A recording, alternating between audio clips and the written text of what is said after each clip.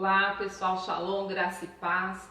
Nós vamos hoje aqui com mais uma mensagem do Crescendo na Graça. E hoje eu quero falar sobre um assunto que é bastante falado na Bíblia, que é sobre oração, né? Quem não precisa de uma oração? Quem não precisa em todo tempo tá buscando a Deus em oração, orando por alguém ou necessitando de algo através da oração, né? Então a oração ela é algo poderoso. A gente já falou isso algumas vezes, algumas mensagens, mas hoje eu queria ser um pouco mais específica. As nossas orações fervorosas, elas comovem o coração de Deus. O apóstolo Tiago, lá no livro de Tiago, capítulo 5, no versículo 16, ele fala que a oração de um justo, ela pode muito em seus efeitos.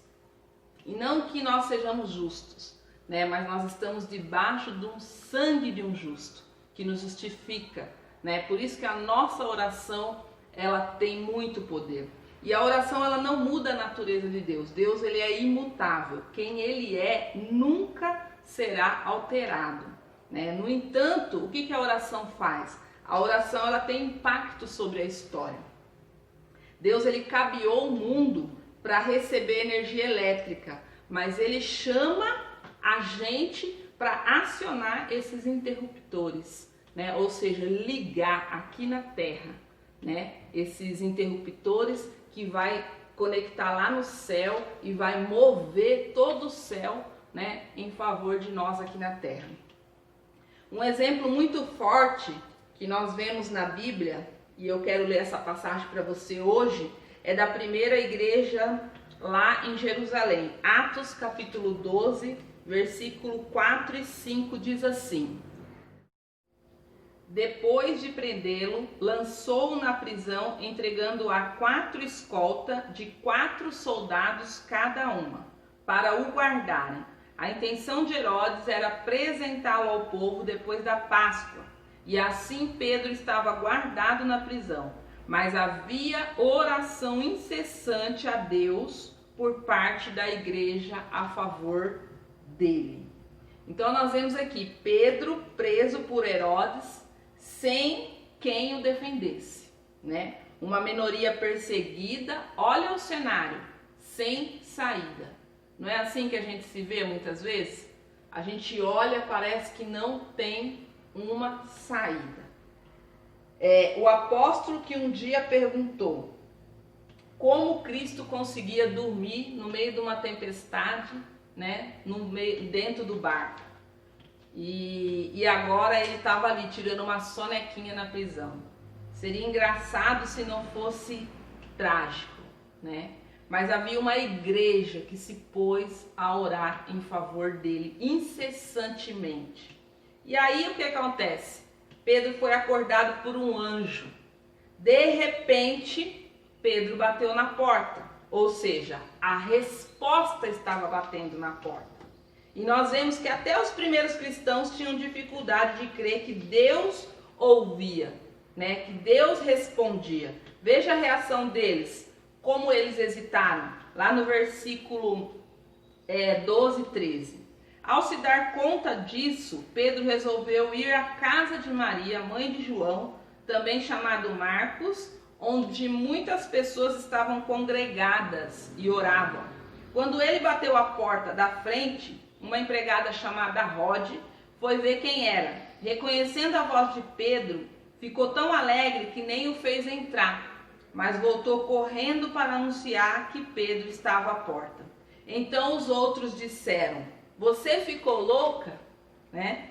Então, muitas vezes nós também temos essa dificuldade, né, de crer que Deus nos ouve, que Deus nos responde, né? Nós lutamos muito com a oração, esquecemos muitas vezes de orar, temos pressa, fazemos orações com palavras vazias. A nossa mente muitas vezes divaga quando a gente está orando. Por que isso?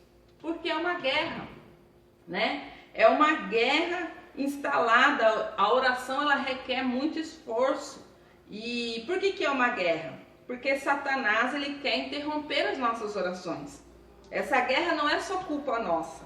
Porque Satanás, ele conhece a história. ele sabe o que uma oração fervorosa e persistente pode fazer. Ele sabe o que acontece quando a gente ora. Ele sabe, né? 2 Coríntios capítulo 10, no versículo 4, o apóstolo Paulo fala que são armas poderosas capazes de destruir fortalezas, né? Então Satanás ele não fica perturbado quando a gente prega, quando a gente canta, quando a gente escreve. Não, mas ele fica quando o nosso joelho se dobra. Salmo 145, no versículo 18, o salmista diz: perto está o Senhor de todos aqueles que o invocam. 1 Tessalonicenses 5,17, outra orientação do apóstolo Paulo, dizendo à igreja de Tessalônica: orai sem cessar. Jesus ele declarou que a sua casa seria chamada casa de oração. Marcos capítulo 11, versículo 17. Amém? Então eu queria te incentivar nesse dia de hoje a ser uma pessoa incansável na oração, indesistível.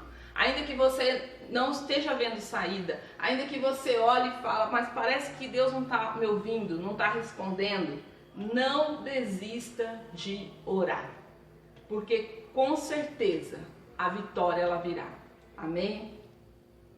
Eu quero encerrar essa mensagem de hoje do Crescendo na Graça, né, te incentivando mesmo a orar, a buscar mesmo a Deus em oração. E que você fale para nós de onde você está nos assistindo, nós queremos saber até onde essa mensagem do Crescendo na Graça está chegando, né? Queremos saber de onde você é, se você tem algum assunto, se você tem algum tema, né, que gostaria que a gente falasse aqui no Crescendo na Graça da Bíblia. Se você tem alguma pergunta, mande para nós, né, porque a gente vai estar aí falando, vai estar tirando dúvida e a gente também vai estar te conhecendo. Amém? Compartilhe, se inscreva no canal, você que não é inscrito, mande para um amigo e que Deus te abençoe, que Deus te guarde, que Deus guarde a sua casa, a sua vida, a sua família, que Deus guarde tudo à sua volta, que o Senhor faça resplandecer o seu rosto sobre ti e te dê a sua shalom. Amém? Um beijo no coração e até o próximo Crescendo na Graça.